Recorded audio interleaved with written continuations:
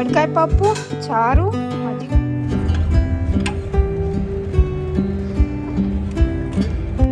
Hello నమస్తే, అందరు బాగున్నారా? మాకు అఫీషియల్గా వింటర్ స్టార్ట్ అయిందనే చెప్పాలి. స్నో అప్పుడప్పుడు పడుతుంది కానీ ఇలా గ్రౌండ్ మీద కనిపించేంత ఇప్పుడే పడింది. First snow of the season అనే చెప్పుకోవాలి అఫీషియల్గా. ఇది కూడా మరీ ఎక్కువ పడలేదు కానీ వెదర్ మాత్రం విపరీతమైన కోల్డ్ ఉంది. లైక్ -డిగ్రీస్లో ఉంది. ఇప్పుడు హెవీ జాకెట్స్ బయటికి తీయాల్సిన టైం అయితే వచ్చేసింది. ఇంతవరకు లైట్ వెయిట్ జాకెట్స్ వేసుకునే వాళ్ళము, ఇప్పుడు ఇంకా హెవీ జాకెట్స్ తీసుకురావాలి.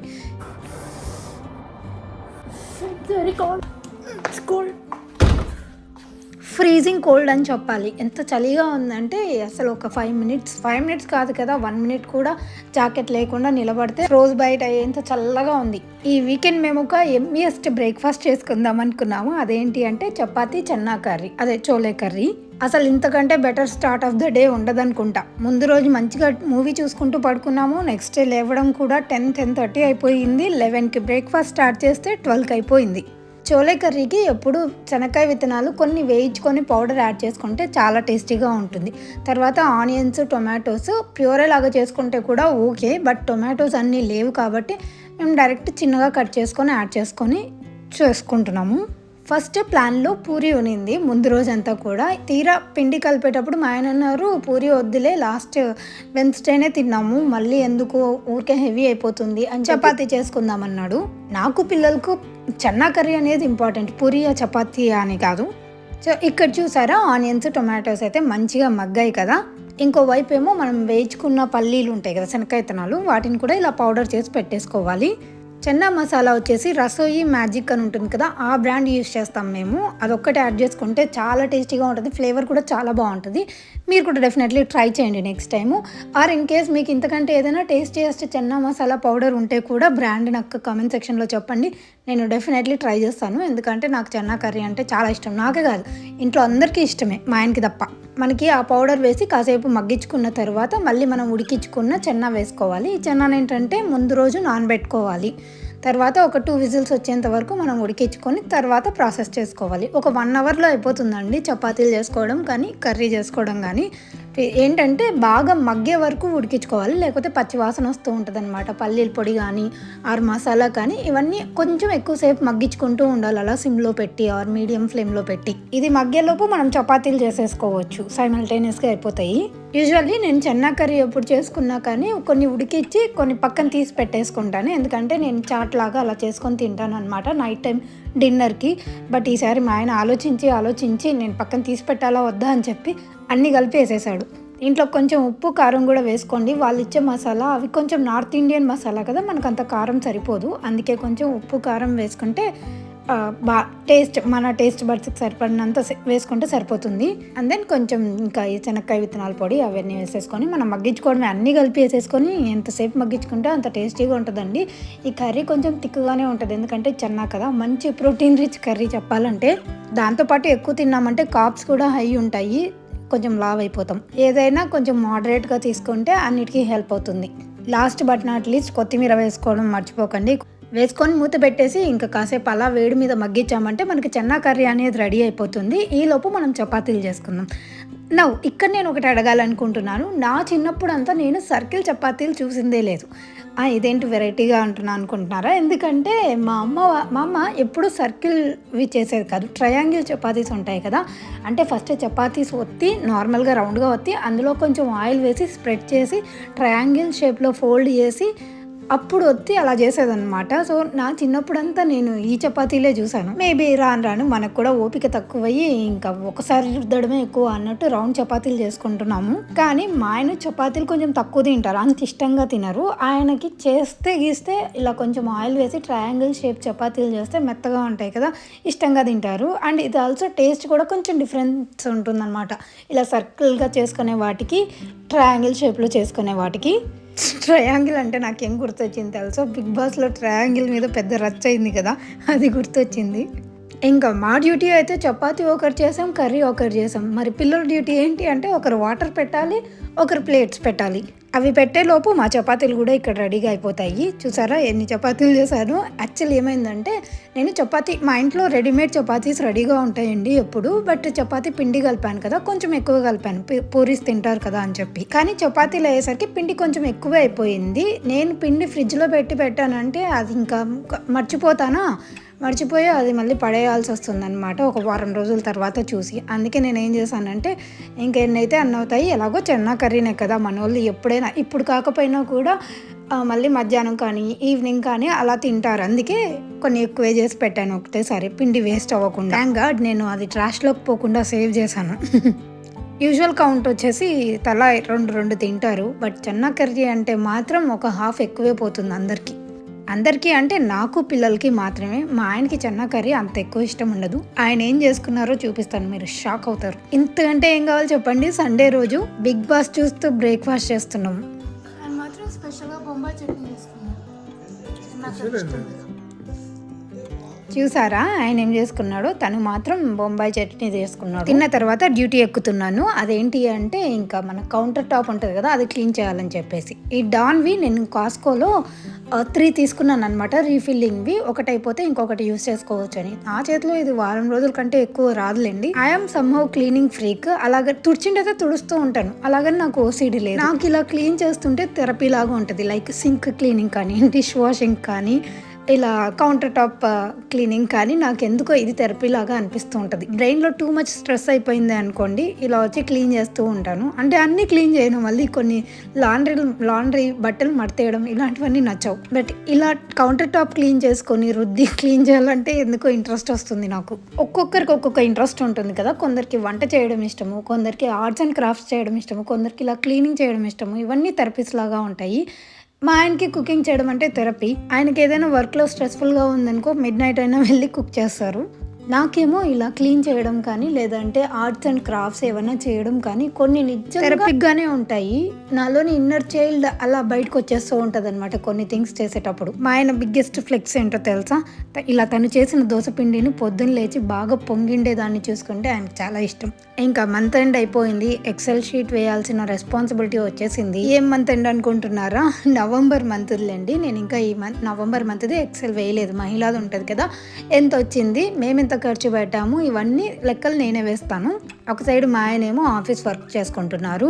మీకు ఇక్కడ డౌట్ రావచ్చు, వీకెండ్ అంటావు ఆఫీస్ అంటావు అని చెప్పి. స్టార్టింగ్లో వీకెండ్ అన్నాను కదా, యాక్చువల్లీ మల్టిపుల్ డేస్లో తీసిన వ్లాగ్ అండి. అభి ఎందుకు ఇంట్లో ఉన్నాడు అంటే వాడికి ఫీవర్ వచ్చింది లాస్ట్ వీక్లో, అందుకే వాడు ఇంట్లోనే ఉన్నాడు. ఇంకా అది వేసిన తర్వాత మేము బ్యాడ్మింటన్ ఆడడానికి వెళ్తున్నాము. ఒక కోర్ట్ బుక్ చేసుకున్నారు పిల్లలందరూ కలిసి.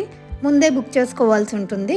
ఈ రోజు కావాలి అనుకుంటే, రేపటికి కావాలి అనుకుంటే ముందే మనం బుక్ చేసుకోవాల్సి ఉంటుంది. సో పిల్లల్ని తీసుకొని సరదాగా మేము కూడా వెళ్ళాలి అనుకున్నాము. ఆడే ప్లాన్ అయితే లేదు, కానీ అక్కడికి వెళ్ళిన తర్వాత కాసేపు అలా ఆడుకున్నాము. టైం పాస్ అయ్యింది అండ్ ఫిజికల్ వర్కౌట్ లాగా కూడా అయిపోయింది. నేను వర్కౌట్ ఆన్ చేసుకున్నాను వాచ్లో, సో అది కూడా కౌంట్ అయిపోయింది. ఇంకా వెళ్ళేటప్పుడు ఐ థింక్ ఆఫ్టర్ 4 months నేను మళ్ళీ డ్రైవింగ్ చేస్తున్నాను. నేను టొరంటో ట్రిప్ వెళ్ళేసి వచ్చాం కదా, అక్కడికి వెళ్ళి వచ్చినప్పటి నుంచి నేను ఇంకా కార్ ముట్టలేదు. ఎందుకో ఒక గ్యాప్ వచ్చేసింది, అయిపోయింది. ఆ గ్యాప్ అలానే ఉండిపోయింది. మధ్యలో నాకేం అవసరం రాలేదు అనే దానికంటే నేనే కొంచెం లేజీ ఫెలో అయ్యానని చెప్పుకోవచ్చు. సో ఐ థాట్ ఈరోజు డ్రైవింగ్ చేద్దాము అని చెప్పి అక్కడికి కొంచెం భయంగానే స్టార్ట్ చేశాను. బాగానే చేస్తాను, కానీ కొంచెం ప్రాక్టీస్ ఉంది అనుకోండి ఇంకా పర్ఫెక్ట్గా ఆ భయం అనేది తగ్గిపోతుంది. అందరూ అదే సలహానే ఇస్తారు, మీరు చూసినా కూడా నన్ను అదే సలహానే ఇస్తారు. బట్ రోజు బయటికి వెళ్ళాలంటే కొంచెం లేజినెస్, కొంచెం వెదరు ఏవి సపోర్ట్ చేయట్లేదు. ఎవ్రీడే కాసేపు ప్రాక్టీస్ చేస్తుంటే కాన్ఫిడెన్స్ వస్తుంది. అట్లీస్ట్ మా ఏరియాలో అయినా తిరగాలి. ఈ రోడ్ అంతా నేను చాలా ప్రాక్టీస్ చేశాను ట్రిప్కి వెళ్ళే ముందు, అందుకే ఇది కొంచెం ఈజీగానే అనిపిస్తుంది. కానీ నాకు మెయిన్గా భయం ఎక్కడ వస్తుంది అంటే లేన్ చేంజింగ్లో. హైవే అంటేనే నాకు భయం వేస్తుంది. ఈ రోడ్ ఇదంతా కొంచెం ఈజీగానే అనిపిస్తుంది. అండ్ ఒక్కొక్కసారి ఎదురుగా వెహికల్స్ వస్తున్నా కూడా ఒక చిన్న భయం స్టార్ట్ అవుతుంది. అంటే నేను మనము ఒక ఐడియాతో వెళ్ళాల్సి ఉంటుంది కదా, కరెక్ట్గానే వెళ్తున్నామా, కరెక్ట్ డిస్టెన్స్ మెయింటైన్ చేస్తున్నామా లేదా అని చెప్పేసి అది కొంచెం కాన్ఫిడెన్స్ రావాలి నాకు. ఈవెందో కరెక్ట్గానే వెళ్తున్నా కానీ ఆ కాన్ఫిడెన్స్ కొంచెం తక్కువైతుంది అప్పుడప్పుడు. వాళ్ళ ఇంటికి వచ్చిన తర్వాత మా ఇంట్లో ఈరోజు ఏం స్పెషల్స్ తెలుసా? ఈ వింటర్ మమ్మల్ని ఏమేం చేస్తుందో, ఎంత లావ్ చేస్తుందో తెలియట్లేదు. ఏదైనా చల్లగా ఉంటే అస్సలు తినాలనిపించట్లేదు, వేడివేడిగా చేసుకొని తినాలనిపిస్తుంది. అలా అనుకొని బ్యాడ్మింటన్కి వెళ్ళి ఆడొచ్చి మేము మంచిగా బయట చలి చూసి వచ్చాం కదా, ఇంటికి రాగానే మామిడికాయ పప్పు చేసుకుందామనే ఐడియా వచ్చింది. ఎంతసేపండి అన్నీ కలిపి మ్యాక్స్ 45 మినిట్స్లో అయిపోతాయి. రైస్ అయితే అయిపోయింది. ఇన్స్టెంట్ ప్యాట్లో పెట్టి ఒక 4 మినిట్స్ పెట్టాము అనుకోండి, రైస్ బాగా కుక్ అయిపోతుంది. పప్పు కూడా కావాలంటే ఆ కుక్కర్లోనే పెట్టచ్చు, మేము ఈరోజు పెట్టట్లేదు. కానీ పప్పు చారు ఇంకొకటి వచ్చేసి మజ్జిగ చారు చేసుకుంటున్నాము, జస్ట్ బాగుంటుందని చెప్పి అంతే. తిరువాత వేసేటప్పుడు మాత్రం ఇంగు ఖచ్చితంగా ఉండాల్సిందే మాకు. అన్నిటికీ కలిపి ఒకేసారి తిరువాత పెట్టుకున్నామంటే అది కూడా అయిపోతుంది.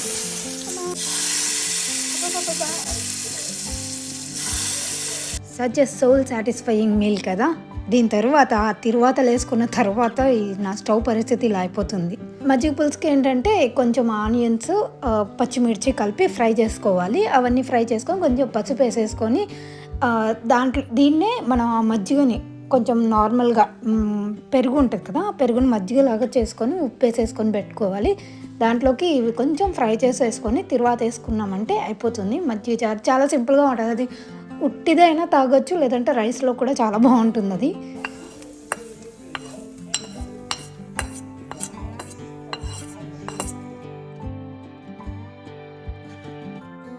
నాకు తెలియక అడుగుతున్నాను, దీంట్లోకి ఎల్లిపాయ కూడా వేసుకుంటారా?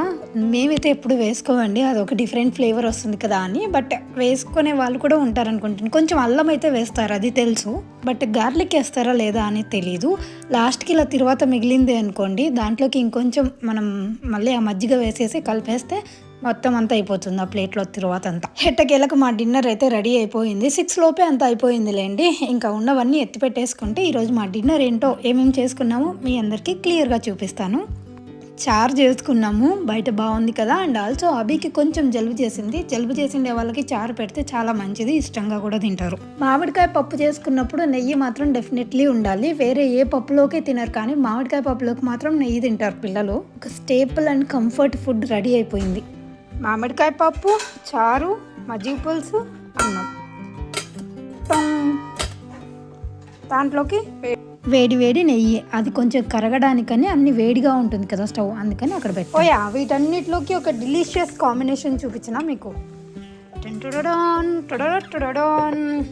దిస్ వన్ కింద పడిపోయింది. సో మామిడికాయ పప్పు ఉందంటే మా ఇంట్లో ఖచ్చితంగా ఎల్లిపాయ పొడి ఉండాల్సిందే, భలే ఉంటుంది.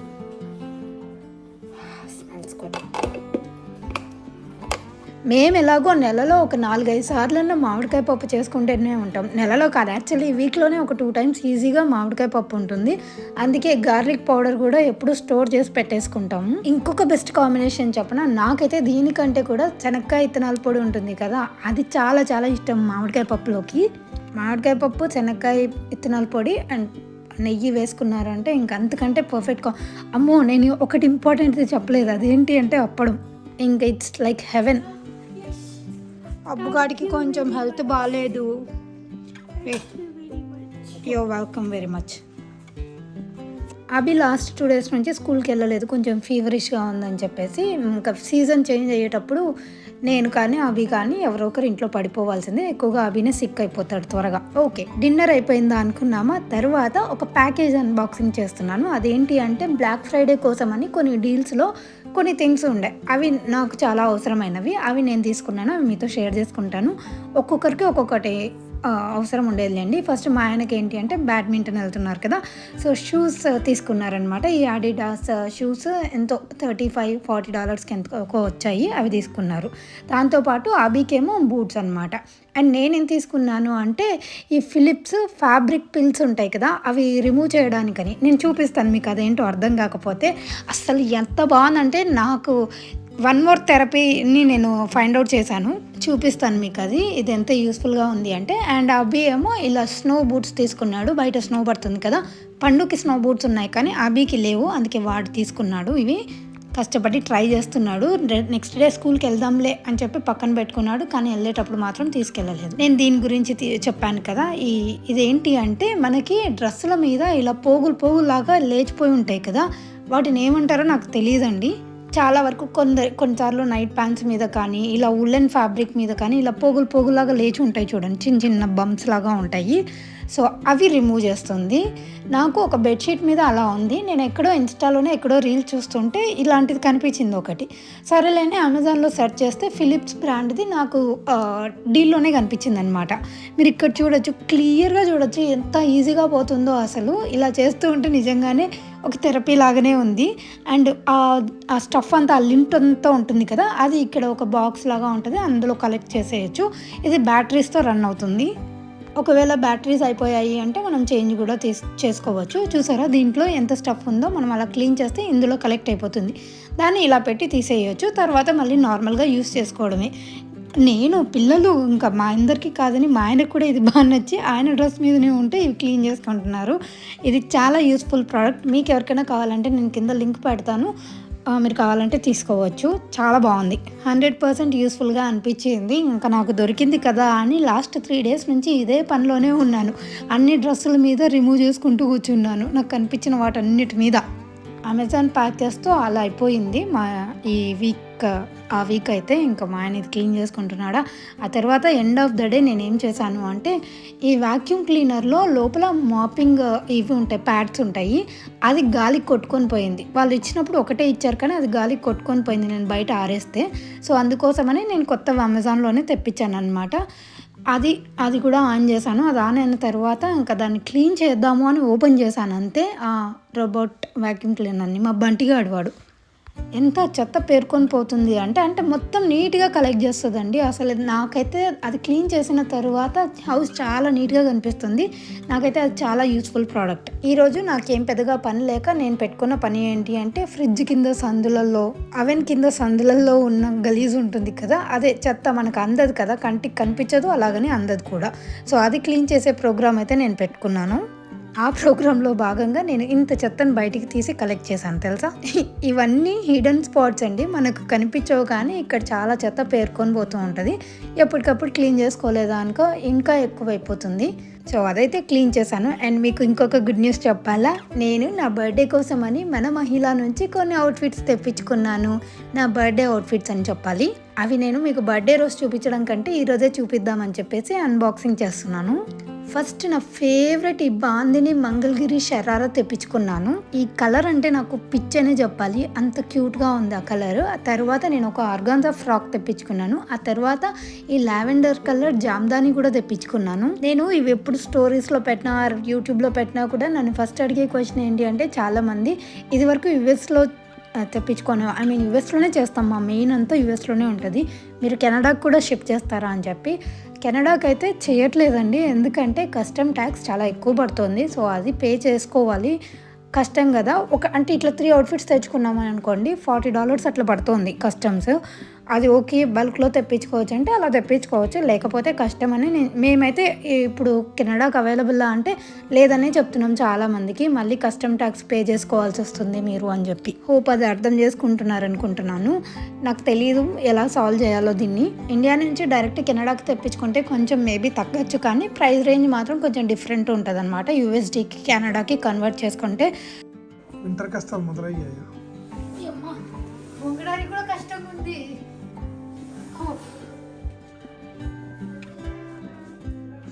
బయటికి వెళ్ళడానికి సరంజామం అంతా. జిప్ వేసుకో, చలి పెట్టడం లేదా? దీక్ష కూడా చలి పెట్టడం లేదా? స్నో పడుతుంది కదా అని చెప్పి అలా పిల్లలందరినీ తీసుకొని కిందికి వచ్చాము, నేను మా ఆయన. స్నోని ఎంజాయ్ చేద్దామని చెప్పి, కానీ చాలా చలి ఉండే. తర్వాత అభి ఏమో వాడికి సాకర్ క్లాస్ ఉంది, ప్రాక్టీస్ చేసుకుంటున్నాడు, అందుకని వాళ్ళ నాన్న తీసుకొని వచ్చారు. హోప్ మీ అందరికీ ఈ వ్లాగ్ నచ్చింది అనుకుంటున్నాను. నచ్చినట్టయితే లైక్ చేయడం మర్చిపోకండి. Thank you so much. Have a good day. Bye.